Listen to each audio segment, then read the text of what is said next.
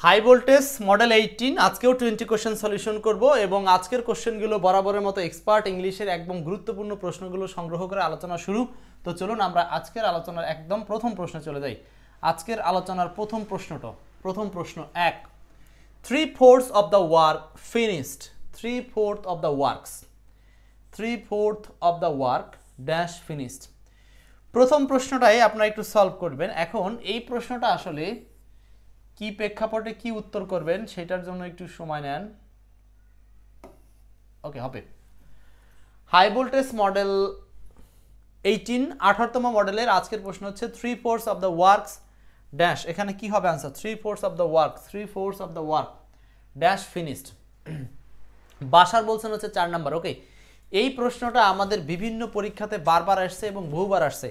So যেহেতু বারবার আসা প্রশ্ন এটা, তো এই বহুবার আসা এই প্রশ্নটা কিন্তু আপনাকে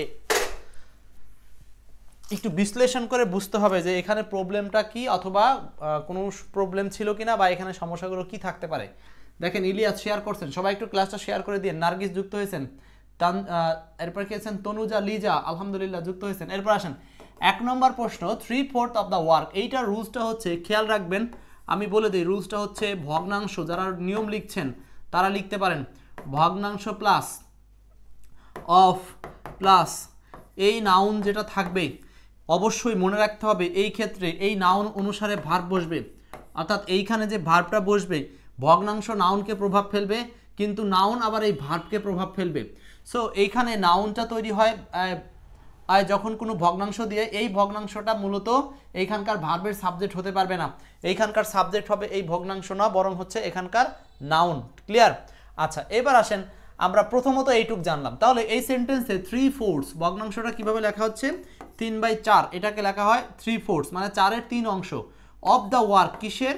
কাজের। সো এই ওয়ার্ক শব্দটা আনকাউন্টেবল নাউন, বিধায় এই আনকাউন্টেবল নাউনকে আমরা অলওয়েজ সিঙ্গুলার চিন্তা করে ভার্ব ব্যবহার করি। সো সিঙ্গুলার চিন্তা করে ভার্ব ব্যবহার করলে এটার সাথে ওয়ারও হয় না, হ্যাভও হয় না, বাকি থাকলো ওয়াজ এবং হ্যাজ। এখন আসলে কোনটা উত্তর হওয়া উচিত? হারুনার রশিদ বলেছেন হ্যাজবিন। কেন হ্যাজবিন হচ্ছে, কেন ওয়াজ হচ্ছে না, সেইটার কি যুক্তিকতা আছে? সো আপনি যদি বলেন ওয়াজ দিলে ভুল কি, সেটা হলো 3/4 of the work was finished, এর মানে হচ্ছে শেষ ছিল। সো এখানে ওয়াজের বাংলাটা হচ্ছে ছিল, যেটা প্যাসিভ ভয়েসেও যদি ব্যবহার করেন যে ফিনিশড, তার প্যাসিভ দিলেন কথার কথা ফিনিশ হইয়াছিল, এইভাবে বলতে পারেন। কিন্তু এখানে একটা হিডেন ট্রিক্স আছে। ট্রিক্সটা হচ্ছে হ্যাজবিন হওয়ার কারণ হলো কোনো রাস্তার কাজ যেটা শেষ হতে থাকে বা চলমান থাকতে থাকে, সেটা কখনো শুধুমাত্র অতীত দিয়ে হবে না, সেটা প্রেজেন্ট দিয়ে হবে। মানে রাস্তার কাজ 4-এর 3 অংশ হয়েছে, আর 1 অংশ বাকি আছে, সেটা চলছে। এমন না যে কাজটা থামিয়ে দিছে। দ্যাটস ওয়াই অর্থগত সেন্স থেকে ওখানে আনসারটা হচ্ছে হ্যাজবিন। মনে থাকবে, অর্থগত কারণে আনসারটা হচ্ছে হ্যাজবিন। সো এইভাবে প্রত্যেকটা প্রশ্নের বিশ্লেষণ আপনাকে জানতে হবে। চলে যাই হাই ভোল্টেজ মডেল 2 নম্বর প্রশ্ন। ক্লাসটা একটু শেয়ার করে দিব। মাহবুবুল আলম, রায়না, নার্গিস শেয়ার করেছেন সবাই। The chairman and secretary dash present at the last meeting. Chairman and the secretary, chairman and the secretary, chairman and secretary, এখানে দা নাই, দ্রুত বলতে হবে। 2 নম্বর প্রশ্ন। আজকেও কিন্তু বরাবরের মতো 20টি প্রশ্ন সলভ করব।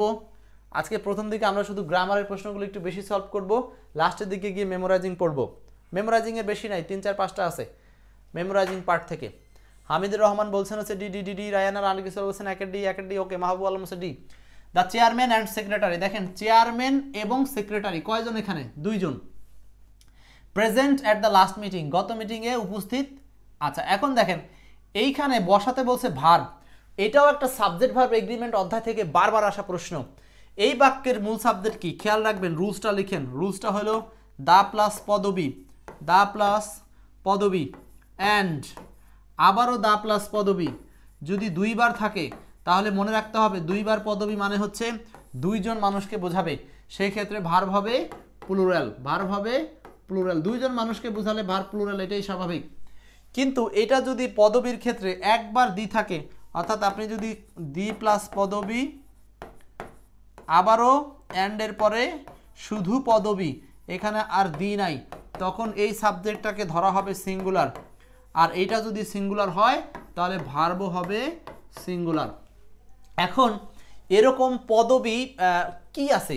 প্রচুর পদবী আছে, student, teacher, secretary, chairman, member, তারপরে মানে যে যা পেশা আর কি, সেলার, ড্রাইভার, হ্যাঁ, এরকম যত ধরনের পদবি মানে পেশাগত নাম আছে, এই নামগুলো যখন থাকবে তখন ওই পেশাগত নাম দিয়ে এইটা দ্বারা একজনকে বোঝাচ্ছে। কিন্তু এই সেন্টেন্সে যেই ব্যক্তি চেয়ারম্যান সেই ব্যক্তি সেক্রেটারি, কারণ এখানে একবার আর্টিকেল দিয়ে আছে। তাহলে সোজা কথা হচ্ছে মনে রাখতে হবে, অ্যান্ড দ্বারা যদি দুটি পদবি যুক্ত হয়, অ্যান্ড দ্বারা যদি এক বা একাধিক পদবি যুক্ত হয়, দুইটা না তিনটাও যদি হয় তাও একই কেস। তার মানে অ্যান্ড দ্বারা একাধিক পদবি যুক্ত হলে প্রত্যেকটির আগে যদি দি থাকে তাহলে আলাদা ব্যক্তিকে বোঝাবে, আর একবার যদি দি থাকে তাহলে একজন ব্যক্তি একাধিক পদধারী হতে পারে সেটা বোঝাবে। ক্লিয়ার?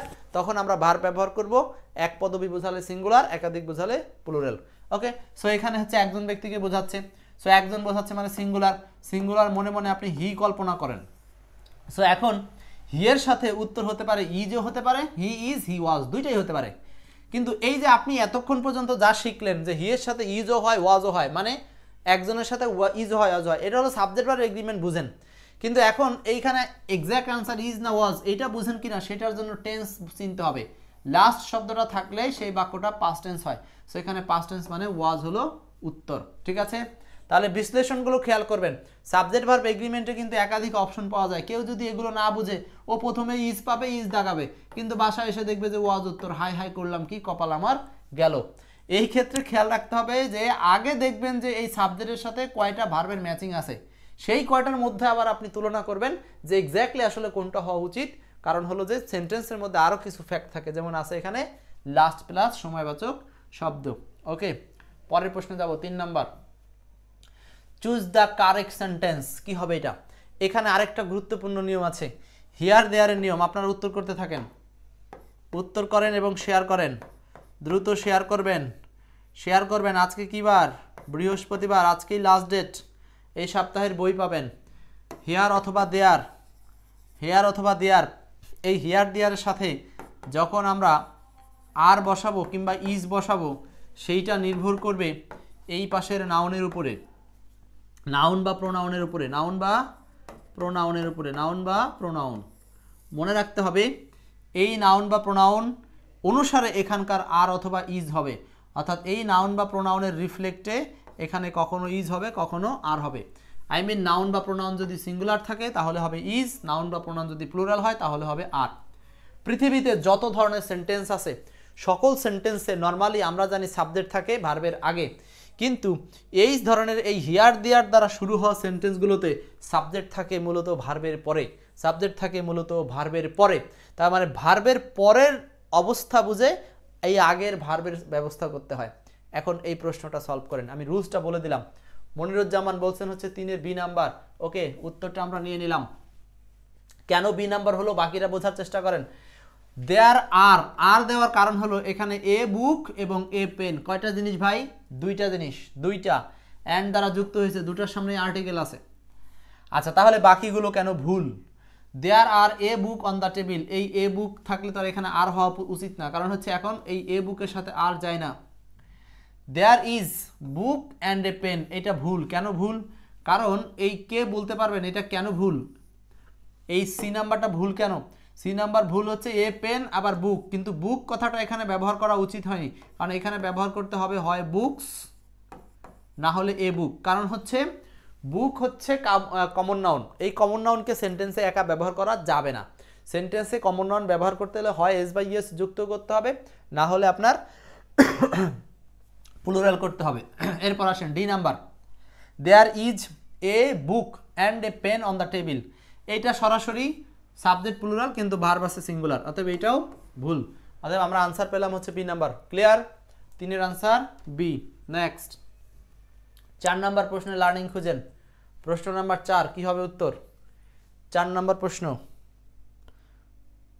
প্রশ্ন কি হবে আনসার?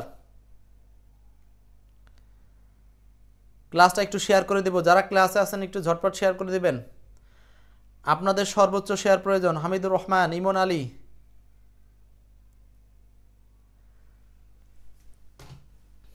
দেখেন 4 নম্বর প্রশ্ন বলছে my teacher embodies all the good qualities, আমার teacher embodies all the good qualities.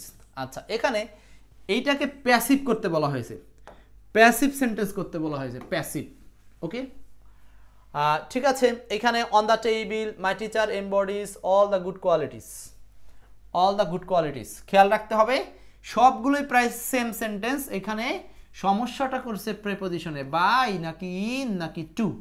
মনে রাখতে হবে এই এমবডির সাথে আমরা প্রেপোজিশন হিসাবে ব্যবহার করব হচ্ছে in, embody in, embody in, এমবডির সাথে আমরা প্রিপোজিশন ব্যবহার করব ইন। সো আনসারটা হচ্ছে 2 নাম্বার। এটা হলো ভয়েস চেঞ্জ থেকে দেওয়া হলেও মূলত এখানে প্রিপোজিশনের ব্যবহারটাই মুখ্য, যে আমরা এমবডি ভার্বের সাথে কোন প্রিপোজিশন ব্যবহার করব। এমবডি ইন, কোনো কিছুর মধ্যে কি থাকা, নিহিত থাকা বা কোনো কিছুর মধ্যে অন্তর্নিহিত থাকা অর্থে এমবডির সাথে ইন হবে। Next question number 5, the passive of they elected him captain, they elected him captain, বলেন এটা কি হবে? 5 নম্বর প্রশ্ন, they elected him captain, they elected him captain, they elected him captain.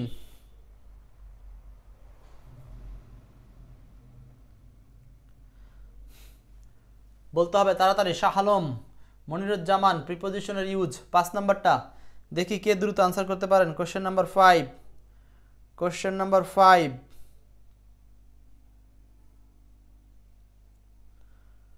Question number 5।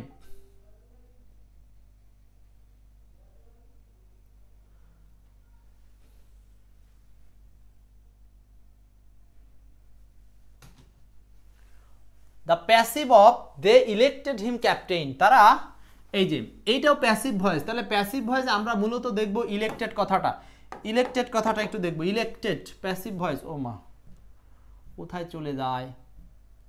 5 নম্বর প্রশ্ন, 5 নম্বর বলছে দে ইলেক্টেড হিম ক্যাপ্টেন। এই যে ইলেক্টেড, এটা V2, মনে রাখতে হবে আমাদের যখন V2 থাকবে অ্যাক্টিভ ভয়েসে, আমরা প্যাসিভ ভয়েসে খুঁজবো হচ্ছে ওয়াজ অথবা were plus V3। So was ওয়ারের সাথে V3 এখানে কোন সেন্টেন্স আছে সেটাই হবে আনসার, একদম সহজ বিষয়। তার মানে অ্যাক্টিভ ভয়েসে যদি V2 থাকে, আমরা প্যাসিভ ভয়েসে জাস্ট খুঁজবো ওয়াজ ওয়ার প্লাস V3, এমনটা একটা অপশনই আছে, সো সেটাই উত্তর। অন্যরা যেখানে বাকি সব কিছু খুঁজে বেড়াবে, আপনারা শুধু এইটুক মনে রাখলেই আপনার জন্য ভয়েস কমপ্লিট। যখনই অ্যাক্টিভ ভয়েসে আমরা V2 পাবো, মানে পাস্ট টেন্স পাবো, তখনই আমরা প্যাসিভে খুঁজে নিব ওয়াজ ওয়ারের সাথে V3 কোথায় আছে, ওটাই হবে উত্তর। ক্লিয়ার? কামরুল হাসান বলছেন সি নাম্বার, 5-এর সি হবে না, দুঃখিত, 5-এর উত্তর হবে বি নাম্বার। নেক্সট পরেরটা যাচ্ছি, 6 নম্বর প্রশ্ন 6, the indirect of Tauhidur Rahman, Tauhid বলছিলেন হচ্ছে 5-এর বি, ঠিক আছে। 6 নম্বর বলেন। 6 নম্বর বলছে ওয়াই হ্যাভ ইউ বিটেন মাই কুত্তা, হি সেইড টু মি, সে আমাকে বললো কেন তুমি আমার কুকুরকে পিটিয়েছো, কেন তুমি আমার কুকুরকে মেরেছো। The indirect, indirect. আচ্ছা, ন্যারেশনের ক্ষেত্রে আপনাকে কিছু ট্রিক্স অবলম্বন করতে হবে। আমরা যেমন ভয়েসে কয়েকটা স্টেপ দেখাই, ঠিক একইভাবে ন্যারেশনের ক্লাসে আমরা কিছু স্টেপ দেখাই, যে কিছু ধাপে ধাপে কাজ করতে হয়। যেমন আপনার হচ্ছে পার্সন চেঞ্জ, টেন্স চেঞ্জ, তারপরে কনজাংশন বসানো, শব্দ চেঞ্জ। ন্যারেশনের স্টেপ হলো 4টা থাকে। সো এখানে আমরা সবার আগে যেই স্টেপ নিয়ে কাজ করলে দ্রুত উত্তরটা হতে পারে, সেটা হলো টেন্সের পরিবর্তন নিয়ে। টেন্সের স্টেপটা যদি জানেন যে টেন্স কিভাবে পরিবর্তন হয় ন্যারেশনে, তাহলে আপনার জন্য এটা সহজে বের করা সহজ সম্ভব। সো বলেন টেন্স পরিবর্তনের বিষয়টা আপনাদের জানা কিনা। হ্যাভ ইউ বিটেন, এটা হলো প্রেজেন্ট পারফেক্ট টেন্স। এইবার আপনাদের মনে পড়ে কিনা প্রেজেন্ট পারফেক্ট টেন্সের ন্যারেশন করার সময় ইনডিরেক্টে কোন টেন্সে করতে হয়। নিঃসন্দেহে আপনার মনে আছে প্রেজেন্ট পারফেক্টকে চেঞ্জ করে ব্যবহার করতে হয় past perfect. So past perfect মানে হলো হ্যাড প্লাস V3, হ্যাডের সাথে V3 হবে, মানে ওই বিটেন হবে, BEATEN। তো খুঁজেন কোন সেন্টেন্সে হ্যাড বিটেন আছে, সেটাই আনসার হতে পারে। হ্যাড বিটেন কোথায় আছে? এখানে আছে হ্যাড আই বিটেন, হবে না, হ্যাড আই বিটেন হবে না, হ্যাড আই বিটেন হবে না, শুধু হবে হ্যাড বিটেন। এখন বলবেন যে ভাই এখানে তো ছিল এটা ইন্টারোগেটিভ ফরম্যাটে, তাহলে আপনি একটাও ইন্টারোগেটিভ ফরম্যাট নিলেন না কেন? নিলাম না, এটাই হচ্ছে কারণ। মনে রাখতে হবে ন্যারেশনে যতই ইন্টারোগেটিভ থাকুক না কেন, এই রিপোর্টেড স্পিচ অংশ সবসময় কিসে রূপান্তর হয়ে যাবে? অ্যাসার্টিভে রূপান্তর হয়ে যাবে। ন্যারেশনে এই রুলসটা যাদের মাথায় থাকবে না তারা কিন্তু ভুল করবেন।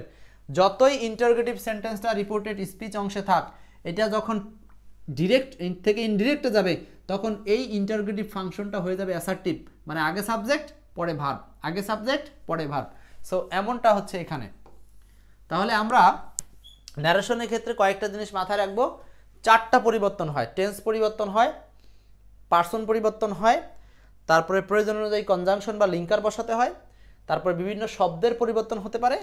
আর এই পরিবর্তনের মধ্যে আরেকটা এক্সট্রা রুলস দিলাম, যদি ইন্টারোগেটিভ সেন্টেন্স হয় ডাব্লিউএইচ ওয়ার্ড ঠিক থাকলেও এর পাশে যে ক্লজটা সেটা হয়ে যাবে সবসময় কি অ্যাসার্টিভ স্টাইল, সবসময় অ্যাসার্টিভ স্টাইল। ওকে, নেক্সট আমরা চলে যাব পরের প্রশ্নে। 7 নাম্বার, নিচের কোন বাক্যটি কারেক্ট মানে শুদ্ধ? নিচের কোন বাক্যটি শুদ্ধ? Put the boy on the table. The examiner saw my papers. I feel some better. He is not in the committee. ওকে, দেখি এটা কে পারেন। 7 নম্বর প্রশ্ন, খুব দ্রুত উত্তর করেন, ভালোভাবে চেষ্টা করেন। এই ধরনের প্রশ্নগুলি আমাদের পরীক্ষায় বারবার আসে। আর এই প্রশ্ন, এই কারেকশন রিলেটেড কোশ্চেন যে প্রাইমারি আর নিবন্ধনে কত আসে, খুবই ইফেক্টফুল এই কারেকশনগুলো। আর কারেকশন আমরা জানি যে নির্দিষ্ট কোনো অধ্যায় থেকে আসে না, এটা হলো বিভিন্ন অধ্যায়ের সংমিশ্রণ হচ্ছে কারেকশন। হামিদুর রহমান, রাইয়ানা নার্গিস, মনিরুজ্জামান, ওকে, জামিলুল ইসলাম লিপটন, ক্লাসটা শেয়ার করে দিবেন। ক্লাস শেয়ার করলে মনে আছে তো, এই যে আজকেই কিন্তু লাস্ট দিন, এক্সপার্ট ইংলিশ 580 টাকার এই বইটা গিফট পাচ্ছেন। বলেন বাংলাদেশে কে আপনাকে দিচ্ছে এরকম? শেয়ার করে নিচ্ছেন, এটা এমন না যে আপনাকে আমি ফ্রি দিচ্ছি, এটা আপনি আপনার পরিশ্রমের বিনিময়ে নিচ্ছেন। পরিশ্রম কি? অন্যের কাছে আপনি আমাদের এই কন্টেন্টগুলো পৌঁছে দেওয়ার ব্যবস্থা করছেন, আপনিও সোয়াব পাবেন, আমিও সোয়াব পাবো। নিচের কোন বাক্যটি শুদ্ধ? Put the book on the table, এখানে কোনো রকম ভুল নাই, সো এইটা হচ্ছে প্রথমেই শুদ্ধ বলে নিলাম। The examiner saw my papers, এইখানে একটা ভুল আছে, পরীক্ষক আমার পেপারসগুলো দেখলো। আচ্ছা, এই যখন পরীক্ষক আপনার এই কোনো পেপারস দেখবে, আই মিন খাতা দেখবে, তখন এইটাকে আসলে বলতে হয় look over. Look over, look over মানে হচ্ছে খাতা দেখা বা আপনার খাতায় মার্কিং করা, পরীক্ষা করা, খাতা চেক করা, সেটাকে বলা হয় লুক ওভার। কি বলা হয় বলেন? Look over. লুক ওভার মানে হচ্ছে খাতা দেখা। আচ্ছা, ঠিক আছে। এরপর দেখেন C number, I feel some better. I feel some better, এটা কেন ভুল হবে? এইটা ভুল হওয়ার কারণ কি? এটা ভুল হলো এই যে সাম বেটার, কিছু ভালো অনুভব করছি, এটা বলা যাবে না। কিছুটা, দুইটা কিন্তু দুইয়ের শব্দ, আমরা জানি কিছুটা, এইটা বাংলাটা হবে এখানে। তো কিছুটা, এটার বাংলা হচ্ছে সাম হোয়াট, এটার বাংলা হচ্ছে সাম হোয়াট। সাম হোয়াট, এটার বাংলা কি বলেন? Somewhat. I feel somewhat better. আচ্ছা, এরপর আসেন ডি নাম্বার ভুল কেন? He is not in the committee. Wow, দারুণ ভাব একটা। বলেন, এই যে এই ধরনের এক্সেপশন জিনিসগুলো আপনাদের খেয়াল করতে হবে এখানে। কিংবা কেউ যদি মনে করেন যে আমি সাম রাখবো না, যেমন হামিদুর বলছেন, হ্যাঁ সেটাও করতে পারেন। এরপরে হি is not in the committee, এইখানে জাস্ট এই ইনের মধ্যে সমস্যা ঢুকে গেছে, ইনের জায়গায় ব্যবহার করতে হবে on. He is not on the committee মানে সে কমিটির অন্তর্ভুক্ত না, সে কমিটির অন্তর্ভুক্ত না। সো এখানে 7-এর আনসারটা হচ্ছে ডি নাম্বার। ওকে, মানে ডি ভুল, সরি, ডিও ভুল, এটাও ভুল, তারপরে এটাও ভুল এখানে, আর উত্তর হচ্ছে আপনার ডাইরেক্ট এই অন দ্য টেবিল, এটাই হচ্ছে সঠিক ছিল। নেক্সট 8 নাম্বার, কোনটি শুদ্ধ বাক্য? আবারও আরেকটা কারেকশন রিলেটেড প্রশ্ন। বলেন Nargis, put on the table, কেমন আছেন? মোটামুটি ভালো, মোটামুটি বলা যায়, ওকে বলা যায়। কোনটি শুদ্ধ বাক্য? Sohel is taller than I, Sohel is taller than me, I didn't think it was her, she is out of her danger. Okay, এখানে শুদ্ধ বাক্য কোনটা? কারেকশন মানে আপনাকে করতেই হবে প্রাইমারি নিবন্ধনের জন্য। তার মানে এখানে যত অধ্যায় পড়েন আপনি প্রাইমারি নিবন্ধনে, কারেকশন খুব ইম্পর্টেন্ট একটা চ্যাপ্টার, ইম্পর্টেন্ট চ্যাপ্টার, প্রচুর প্রশ্ন দেওয়া আছে এক্সপার্ট ইংলিশে। কোনটি শুদ্ধ বাক্য? Sohel is taller than I, এটা 100% শুদ্ধ, কারণ হচ্ছে এখানে আই দেওয়া যায়, কিছু ক্ষেত্রে এখানে মি দেওয়া যায়, এটা মিও সঠিক কিছু ক্ষেত্রে। এটার বিশ্লেষণ আছে, আমরা ডিগ্রি অধ্যায় যখন পড়াবো তখন বলবো। সোহেল ইজ টলার দেন কখনো হয় না, তুলনা বোঝাতে দেন হয়, আর এই দেন মানে হলো তারপর, দেন মানে তারপর, তুলনা বোঝাতে এই দেন মানে হচ্ছে চেয়ে, এই দেন মানে চেয়ে। I did not think it was her, এইখানে ভুল কোথায়? আই ডিড নট থিঙ্ক, আমি ভাবলাম না, ইট ওয়াজ হার, এটা ছিল তার। আচ্ছা বলেন তো এখানে সি নাম্বারে ভুল কোথায়, কার চোখে পড়ে? দেখেন সি নাম্বারে ভুল কোথায়, সি নাম্বার ভুল কোথায়, ডি নাম্বার ভুল কোথায়? দেখেন কারেকশনের মূল মর্মটা হচ্ছে আপনি শুধু সঠিক খুঁজবেন এমনটা না, আপনি যদি ভুল খুঁজতে পারেন তাহলেই তো সঠিকটা বের হবে। এই জন্য কারেকশনের বিষয়টা খুব ইন্টারেস্টিং যে আপনি এখানে ভুলও খুঁজতে পারেন। গ্রামার খুব টেস্ট লাগে যখন আপনি এই কারেকশন অধ্যায়ে ঢুকে জিনিসগুলো বের করতে পারবেন। ব্রেন যখন কাজ করবে তখন বুঝবেন ওয়াও আমি তো এগুলো জানি কিন্তু অ্যাপ্লাই করতে পারতেছি। সো গ্রামার প্রথমে বিভিন্ন অধ্যায় জানলেন শিখলেন কিন্তু কারেকশনে এসে সেটা প্রয়োগ হয়। এই জন্য কারেকশন অধ্যায়ের উপর ফোর্স দিতে হবে। এখানে ভুলটা হচ্ছে হি ইজ আউট, এখানে হার কোনোভাবেই দেওয়ার প্রয়োজন নাই। I did not think it was her, এখানে হার হবে না কারণ ওয়াজ হচ্ছে বি ভার্ব, বি ভার্বের পরে ব্যবহার করতে হয় হচ্ছে সাবজেক্টিভ প্রোনাউন। সেই হিসাব করলে এখানে হওয়া উচিত ছিল শি, হওয়া উচিত ছিল শি। এই হচ্ছে সিতে ভুল ছিল, ডিতে ভুল ছিল, বিতে ভুল ছিল, আর উত্তর হচ্ছে এ নাম্বার। আমি কিন্তু এ নাম্বারের বিকল্প আরেকটা জিনিসও বলছি, সেটা হচ্ছে আয়ের জায়গাতে কি থাকতে পারে, মি থাকতে পারে, আয়ের জায়গাতে মি থাকতে পারে। আচ্ছা আমি আপনাদের এখান থেকে একটা কোশ্চেন তৈরি করে দিই, দেখি আপনারা কে বলতে পারেন। যখন এই সেন্টেন্সটা ধরেন পরীক্ষায় রাইট, আমি বললাম যে এখানে দেন THAN দেন কোন পার্টস অফ স্পিচ, কোন পার্টস অফ স্পিচ, বলেন তো কে পারেন? এখানে এই সেন্টেন্সে দেন কোন পার্টস অফ স্পিচ বলেন, THAN দেন, এই দেনটা এই সেন্টেন্সের কোন পার্টস অফ স্পিচ? দেন, দেনকে আমরা কোন পার্টস অফ স্পিচ বলবো? দেন মাহবুবুল আলম বলছেন ডি, কেন ডি তো বলিনি, আসলে উত্তর ছিল এ নাম্বার, ডি বলছি মনের ভুলে চলে গেছে। আচ্ছা তাহলে এখানে বলেন তো, হামিদুর বলছেন হচ্ছে কনজাংশন, এক্স্যাক্টলি কনজাংশন। মনিরুজ্জামান বলছেন প্রিপোজিশন, এক্স্যাক্টলি প্রিপোজিশন। আহা কারটা এখন নিব বলেন তো? এই তো সমস্যাটা তো এখানেই হবে রে ভাই। মনে রাখবেন যখন এখানে সাবজেক্টিভ প্রোনাউন থাকবে তখন আপনি এটাকে বলবেন কনজাংশন। যদি এখানে থাকতো অবজেক্টিভ প্রোনাউন মি তখন আপনি বলতেন প্রিপোজিশন। কেন? কারণ আমরা জানি অবজেক্টিভ প্রোনাউন বসে প্রিপোজিশনের পরে। আরও বিস্তারিত কথা আছে, আমি সেগুলো না বললাম। কনজাংশন বলার কারণ হচ্ছে এখানে আই আছে, আই এর পরে সাবজেক্ট ভার্ব উজ্জ আছে আই এম, মানে হি ইজ টলার, সে হচ্ছে লম্বা, দেন আই এম, আমি যা হই তার চেয়ে বেশি লম্বা, তার মানে তখন এটা কনজাংশন। আর যদি এখানে বলেন দেন মি মানে আমার চেয়ে, তখন এই দেনটা হলো প্রিপোজিশন। তখন আর এখানে মি এর পরে আর কোনো ভার্ব উজ্জ নাই, তখন মিটাই হলো শেষ পজিশন।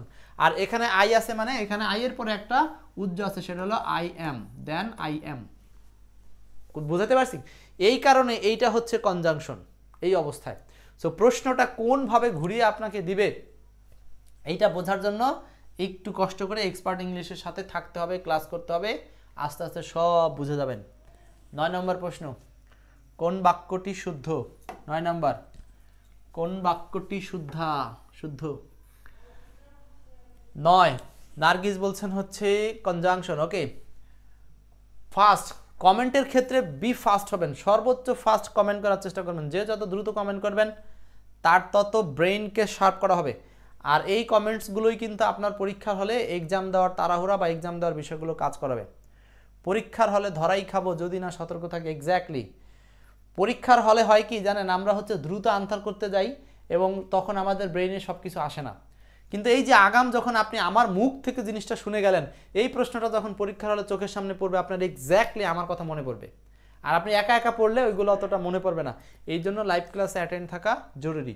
তবে আপনারা দেখবেন লাইভ ক্লাসে কিছু শিক্ষক আছে 2টা একটা প্রশ্ন পড়াবে, আধা ঘন্টা খালি আপনাদের পাম্পটি আর হলো খালি ঝাড়ি আর এইসব হাবিজাবি নিয়ে থাকে। ওইখানে আপনার সময় নষ্ট করা আমি মনে করি না প্রযোজ্য আছে। আপনি যেটা করবেন, এই যে 20, 25টা 30টা প্রশ্ন পড়াচ্ছি আমরা, 40 মিনিট সময় নিচ্ছি, এখানে কিন্তু আমি যদি কোনো কথা বলি তবে সেটা ওই কোশ্চেন রিলেটেড কথাই বলি। এই জন্য আপনারা লাইভ ক্লাস যেখানেই করেন একটু কষ্ট করে কাজের সময়কে কাজে লাগাবেন। কোন বাক্যটি শুদ্ধ? হানি ইজ টু সুইট, এই বাক্যটাই ভুল। কেন ভুল রে ভাই? ট্রু হবে না। কারণ হলো আপনি যখন জেনারেল কোনো অ্যাডজেক্টিভ ওয়ার্ড পাবেন, রুলসটা খেয়াল করবেন। রুলসটা হচ্ছে বি ভার্বের পরে প্লাস অ্যাডভার্ব প্লাস অ্যাডজেক্টিভ বসে, এইটা সবারই জানা আছে।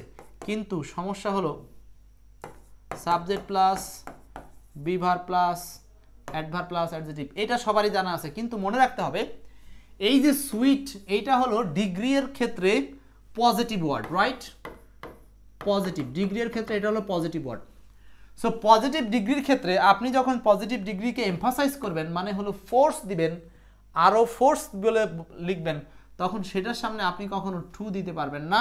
পজিটিভ ডিগ্রিকে জোর করার জন্য এখানে ব্যবহার করতে হবে ভেরি নামক শব্দটি, ভেরি গুড।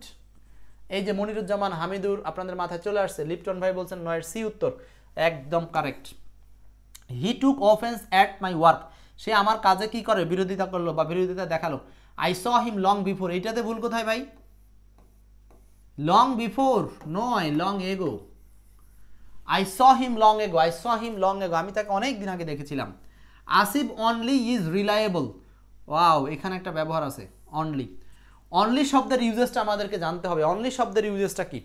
অনলি শব্দের ইউজেস হচ্ছে, আমরা অনলি শব্দটা তখনই একটা সেন্টেন্সে যাকে নির্দেশ করবে তার পাশে বসাবো। যাকে নির্দেশ করবে বোঝাতে অনলি অনেককেই নির্দেশ করতে পারে, সেটা এখানে যেমন অনলি নির্দেশ করছে কাকে? আপনি অনলি আসিফ ইজ রিলায়েবল, শুধুমাত্র আসিফই নির্ভরশীল বা শুধুমাত্র আসিফই বিশ্বস্ত, এখানে অন্য কেউ বিশ্বস্ত না।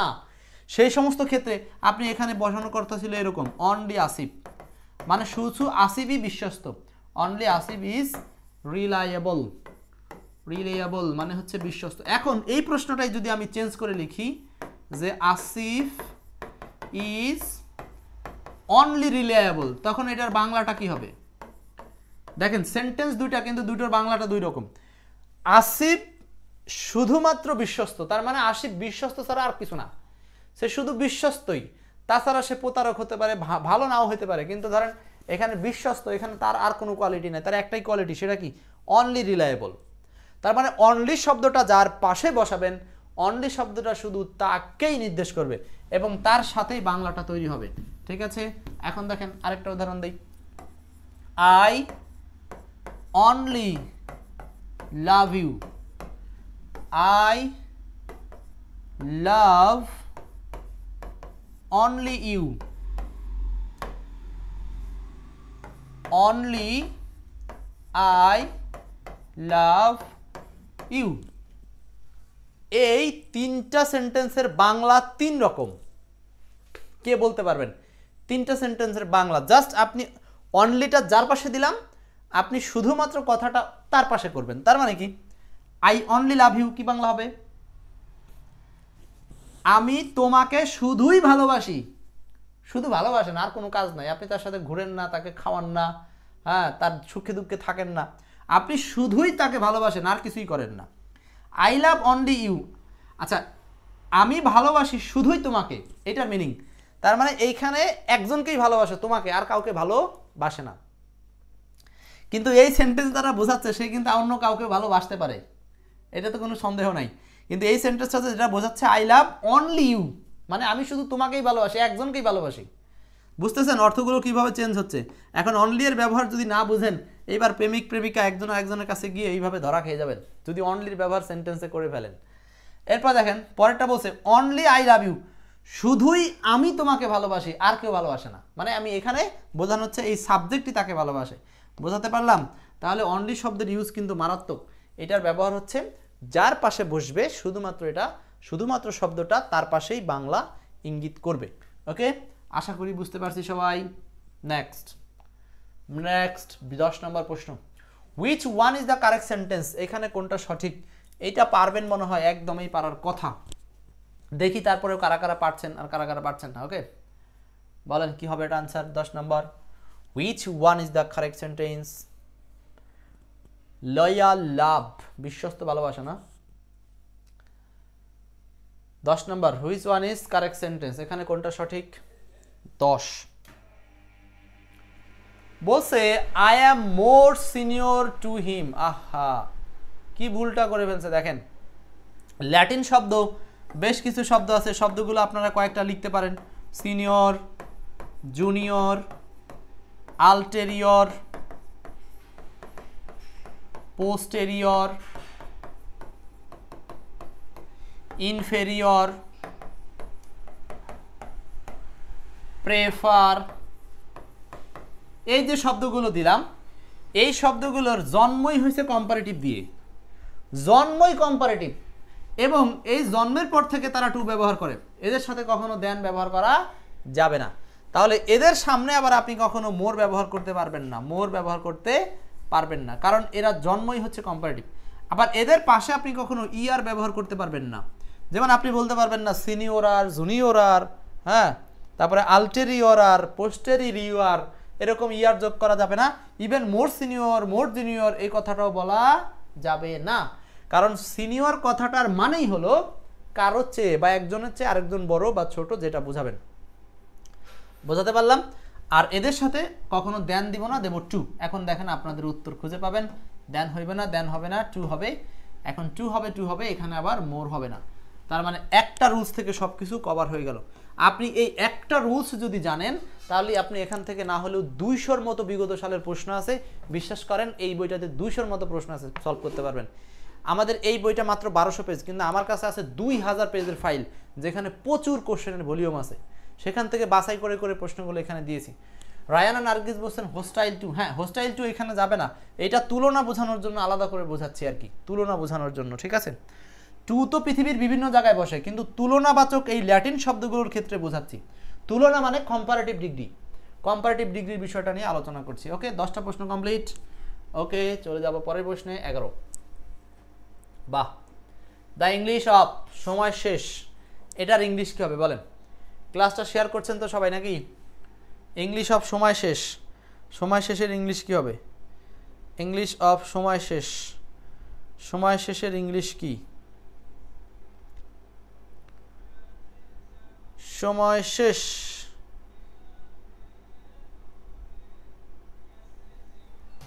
দেখেন সময় শেষ মানে এটার ইংলিশ হবে টাইম আপ, তাই না? টাইম আপ, টাইম আপ মানে সময় শেষ, টাইমস আপ নাকি? Times up. এখন টাইমস আপ আপনারা বলেন, কিন্তু এটাকে ঘুরিয়ে বলতে হবে টাইম ইজ আপ, আইএস দিতে হবে।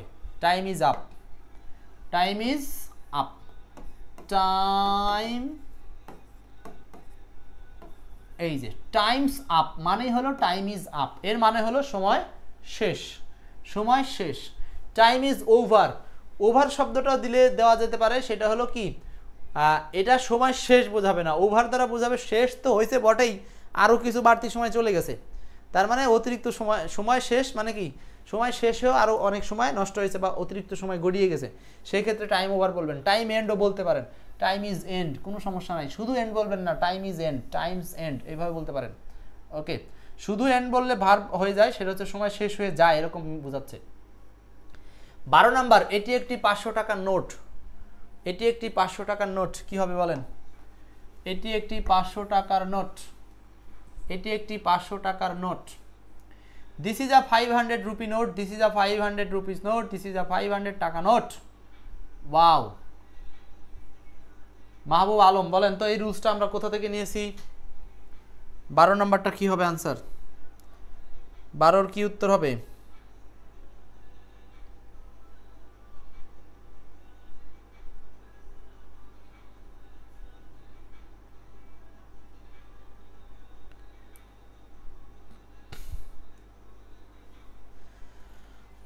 বারো, এটি একটি 500 টাকার নোট। এখানে আপনাকে দেখতে হবে একটি 500 টাকার নোট, এই জায়গাটা নিয়ে আমাদের কাজ। কিভাবে? একটি 500 টাকার নোট, এইটাকে লেখার জন্য আপনাকে ফলো করতে হবে হচ্ছে এই সিকোয়েন্সটা, এ 500 রুপি নোট, টাকা বা রুপি, এখানে রুপি বোঝাচ্ছে আর কি। সো এখন না, এটা তো রুপি দেবো কেন, চাইছে কি টাকাই তো, তাহলে আমি রুপির দরকার কি, টাকা তো আসেই অপশনে, এটাই অ্যান্সার। দিস ইজ আ 500 টাকা নোট। ওকে, এটা নিয়ে আর কথা বললাম না, এবং ইজ হবে কারণ এটা হলো সিঙ্গুলার। 13, বর্ষা শুরু হয়েছে। ওয়াও, দারুণ একটা প্রশ্ন। বর্ষা শুরু হয়েছে, বর্ষা শুরু হয়েছে, এই বর্ষা আবার কে? বর্ষা কোনো ব্যক্তির নাম না, এখানে খুবই ঝামেলামূলক একটা কথা। আর হলো বৃষ্টি, দুইটা দুই জিনিস। দেখেন এখানে রেইনও আছে, রেইনসও আছে, রেইনস আছে, রেইনস আছে, রেইনস আছে, তাই না? আচ্ছা, মনে রাখতে হবে এই সেটের সাথে ইন দিলে সেটা বোঝায় শুরু হওয়া, সেট ইন মানে শুরু হওয়া। আমরা গ্রুপ ভার্ব সেট নিয়ে কথা বলছিলাম কতদিন, সম্ভবত সেট গ্রুপ ভার্ব পড়েছেন আপনারা। সেট ইন মানে শুরু হওয়া। এখন রেইন হ্যাজ সেট ইন না রেইনস হ্যাভ সেট ইন, খুবই একটা ক্রিটিক্যাল প্রশ্ন। আপনি কেন কোনটা দিবেন মনে রাখবেন আপনারা এখানে একটা কথা, যদি আপনি রেইন দেন সেটার মানে হলো বৃষ্টি। এই বৃষ্টি বলতে বোঝায় গোটা পৃথিবীতে যে বৃষ্টি হয় এটার একটা সাধারণ সেন্স বা এটা আনকাউন্টেবল নাউন। বৃষ্টি মানে লক্ষ লক্ষ বৃষ্টি, মানে যখন লক্ষ লক্ষ ফোঁটা পড়ে এটাকে তো একসাথে কি বলে, বৃষ্টি বলে। সো এই যে একটা একক অর্থে এই রেইন শব্দটা আনকাউন্টেবল নাউন, ঠিক আছে। কিন্তু যখন আপনার আনকাউন্টেবল নাউন এইটা, আর যখন বলতেছে বর্ষা, এই কথাটার মানে এরকম না যে বৃষ্টি শুরু হয়েছে। বর্ষা শুরু হওয়া আর বৃষ্টি শুরু হওয়া এক জিনিস না, খুবই সেন্সিটিভ একটা কথা। বর্ষা শুরু হয়েছে মানে হলো বর্ষাকাল শুরু হয়েছে। বর্ষাকাল মানে হচ্ছে যেখানে আজকে একবার বৃষ্টি হলো, সকালে হলো, বিকালে হলো, রাত্রে হলো, আবার 2-1 দিন পরে হলো, মানে বর্ষাকালে থেকে থেকে বারবার একবার, দুইবার, তিনবার বৃষ্টি হচ্ছে। সো এই যে বার বৃষ্টির সংখ্যা প্রকাশ পাচ্ছে এইটাই মিলেই হচ্ছে বর্ষাকাল। দ্যাটস ওয়াই এখানে বৃষ্টিটাকে আমরা বর্ষাকালে রূপান্তর করতে হলে আলাদা একটা শব্দ ইউজ করতে হবে, সেটা হলো রেইনস। রেইনস, এই রেইনস দ্বারা এখানে বোঝানো হচ্ছে বর্ষা বা বর্ষাকাল। বর্ষাকাল বললে আমরা রেইনি সিজন বলতাম, শুধু রেইনস দ্বারা এখানে বর্ষাকে ইঙ্গিত করা হয়েছে, অর্থাৎ এইটা হলো বর্ষা সিজন, যেই সিজনে বারবার বৃষ্টি হয়। সো বারবার বৃষ্টি হওয়াটার নামই হলো বর্ষা। সো শব্দটা বুঝতে পারছেন কিনা বাক্যটা? তো এইখানে আনসারটা হবে হলো বি নাম্বার, বি। যারা বুঝবে না তারা নিঃসন্দেহে মনে করবে রেইন আনকাউন্টেবল নাউন, বসাও হ্যাজ দিয়ে উত্তর। পরীক্ষা দিয়ে এসে বলবেন কেন হলো না। আজকের এই ব্যাখ্যাটার পরে আমার মনে হয় সারা জীবন জিনিসটা মনে থাকবে। তাহলে এই বর্ষা মানে বর্ষাকাল, কিন্তু কাল কথাটা থাকলে আমরা রেইনি সিজন দিতাম, কাল নাই এই জন্য আমরা শুধু রেইনস দিছি। আর এই শুধু রেইন আনকাউন্টেবল এটাও সঠিক বাক্য যে বৃষ্টি শুরু হয়েছে, এটাও সঠিক বাক্য, কিন্তু এই বাংলা বাক্যের সাথে এক্স্যাক্ট সঠিক হচ্ছে রেইনস, বর্ষা শুরু হয়েছে। ক্লিয়ার? আশা করি আর এটা নিয়ে সমস্যা হবে না। পরের প্রশ্নে যাব 14। শিশুটা হাসতে হাসতে আমার কাছে এলো। আহা কি সুন্দর বাক্য। শিশুটি হাসতে হাসতে আমার কাছে এলো, পারবেন তো? এই যে ক্রিয়া প্লাস তেতে যদি থাকে কোথায় বাংলা, ক্রিয়া প্লাস তে, আবারও ক্রিয়া প্লাস তে, তার মানে ক্রিয়া প্লাস তেতে উল্লেখ থাকলে আমরা সেই সেন্টেন্সটাতে ব্যবহার করব ভার্ব প্লাস আইএনজি। মানে the baby came to me loving, the baby came to me loving, মানে হাসতে হাসতে। আচ্ছা, এখন এইখানে লাভিং শব্দটার সামনে কোনো প্রিপজিশনের প্রয়োজন হবে না, কোনো প্রিপজিশনের প্রয়োজন হবে না, বিধায় বাকিগুলো ভুল আর একমাত্র বি নাম্বারটাই সঠিক। বুঝতে পারছি? Next 15, verb of the word sell change the verb lose into noun. দেখেন এই 15 নাম্বার প্রশ্ন লিখিত, দুইটা লিখেন, এটার কি উত্তর হবে দেখি। কাদের লেখার হাত ভালো? সারাক্ষণ খালি এমসিকিউ সলভ করতে করতে খালি অপশন খুঁজবেন না। 11তম থেকে 20তম গ্রেডে কিন্তু অনেক লিখিত প্রশ্ন আসে, সেখানে কোনো no option. Rajib Khan 14 B বলছিলেন। 15 বলেন verb of the word sell, এটা খুব সহজ। সেলের ভার্ব হলো এই sell. Change the verb lose into noun, এই লস ভার্বের নাউন হলো এলো ডবল এস। দেখেন কার কার জিনিসগুলো মাথায় ছিল, নাকি আমি বলার পরে মনে পড়লো? হো, বলার আগে ব্রেন কাজ করে না, তাই না? অনেক অপশন নিয়ে কাজ করতে করতে একসময় ব্রেন হ্যাং হয়ে যায় শুধু অপশন খুঁজে। এই জন্য আমরা এখন থেকে হাই ভোল্টেজে মাঝে মধ্যেই এরকম রিটেন দেব বলে প্রত্যাশা করছি। আপনারা কেমন কি বলেন, দেওয়া যায় কিনা?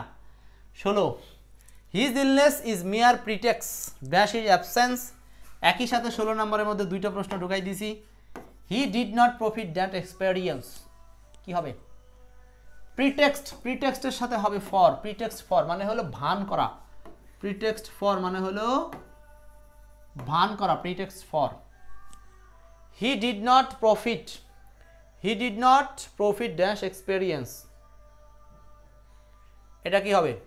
হি did not profit by experience, মানে অভিজ্ঞতার দ্বারা সে প্রফিট করতে পারে না, পারছিল না, অভিজ্ঞতার দ্বারা পারেনি। তার মানে এটা হবে হলো নর্মালি বাই, কোনো কিছু দ্বারা দিয়ে বোঝাতে, আর এটা হলো কোনো কিছুর জন্য ভান ধরা, সেক্ষেত্রে for. Okay, next 17, the lady প্রাইডস herself, the lady প্রাইডস herself. এই যে প্রাইড, প্রাইড এর সাথে হবে কোনটা? প্রাইড হারসেলফ, কি নিয়ে সে গর্ব বা অহংকার করছিল? মনে রাখবেন এই যে plume, pride, able, exert, absence, এই প্রাইডের পরে কোনো কিছু নিয়ে গর্ব করা, সেক্ষেত্রে অন ব্যবহার করা হয়। অপশনে যদি অন না থাকে তাহলে ব্যবহার করতে পারবেন আপন, দুইটাই উত্তর হতে পারে। 17 আনসার বলছেন হচ্ছে এ আপন। ওকে, আরেকটা কি হবে? হি প্রাইড হিমসেলফ। এই সেন্টেন্সে আবার একই কিন্তু দুইটা উদাহরণ। এইখানে জাস্ট অন অপশনে অলরেডি আছে, যদি অপশনে অন না থাকতো তো আমরা এখানে আপন আনসার করতাম। তার মানে এখানে মূলত আপনাদেরকে শেখানো হলো প্রাইড। তো প্রাইড মানে হচ্ছে গর্ব বা অহংকার বা দম্ভ করা কোনো কিছুর উপরে, সেই জন্য ওখানে ওয়ান ইউজ করতে হয়। অন না থাকলে আমরা আপন ব্যবহার করতে পারি।